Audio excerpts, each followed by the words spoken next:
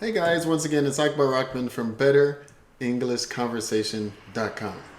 And I was on the outside looking in on many conversations when I was younger.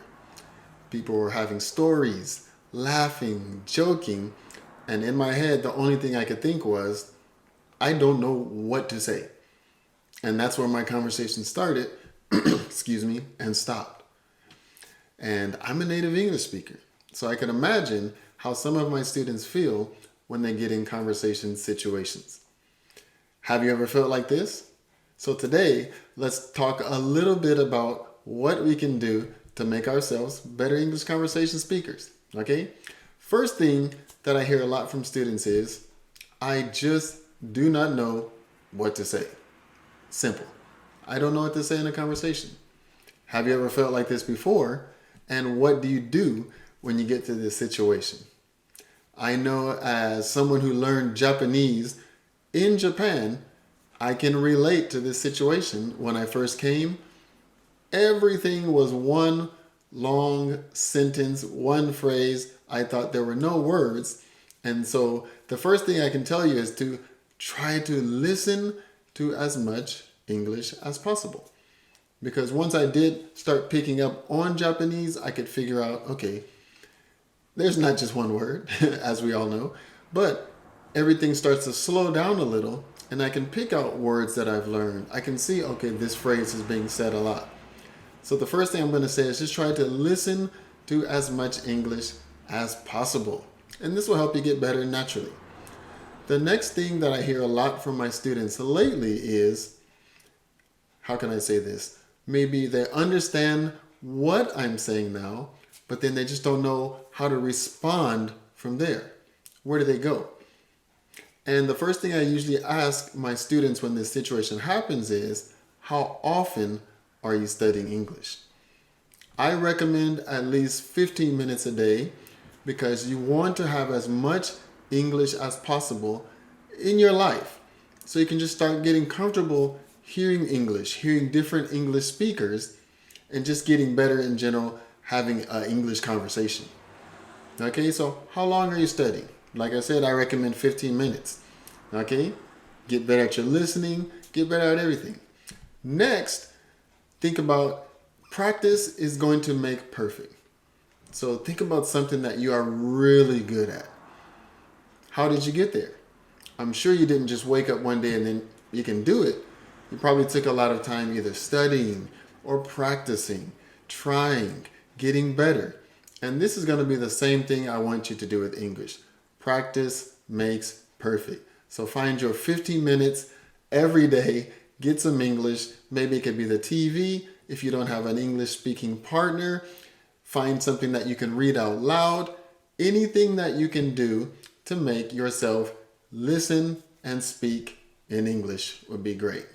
Okay? The next thing is, how do I jump into a conversation? Like I said, when I was younger, I had a problem just getting into the conversation.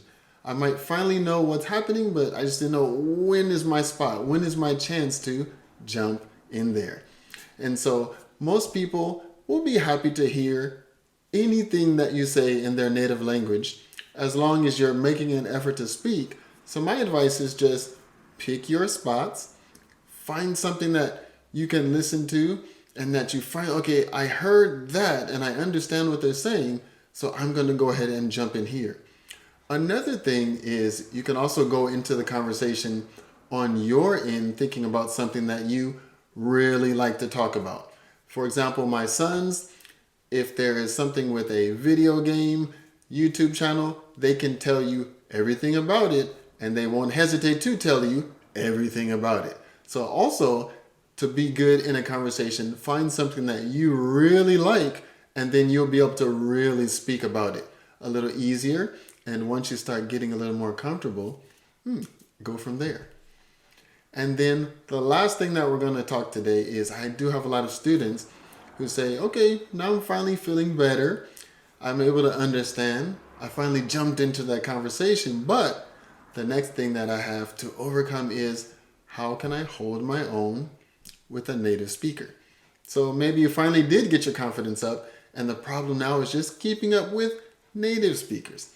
So I've had many students tell me that English is too fast. They can't keep up. And I remember back to when I was first coming, it possibly does sound too fast. But I'd say if you're having conversations with people that you know, most people are going to try to make it a little easier for you to listen. People that you don't know, you just want to try to listen for things that you can pick up on so that you have something that you can go back with. And just like I said earlier, the more that you get into the conversation, the better you're going to become. So just take it little by little. Anything is better than nothing. And most people, once they find out that, okay, he's making an effort, she's making an effort, they will have a little more leeway with you to make those mistakes. Okay? I hope I've helped you start to feel a little more comfortable about different ways that you can get better at speaking English. And so if you can let me know down below, what are some problems that you've had speaking in a conversation? Has it been difficult for you? What's the most difficult part? And then also let me know, what have you done to get yourself into a conversation?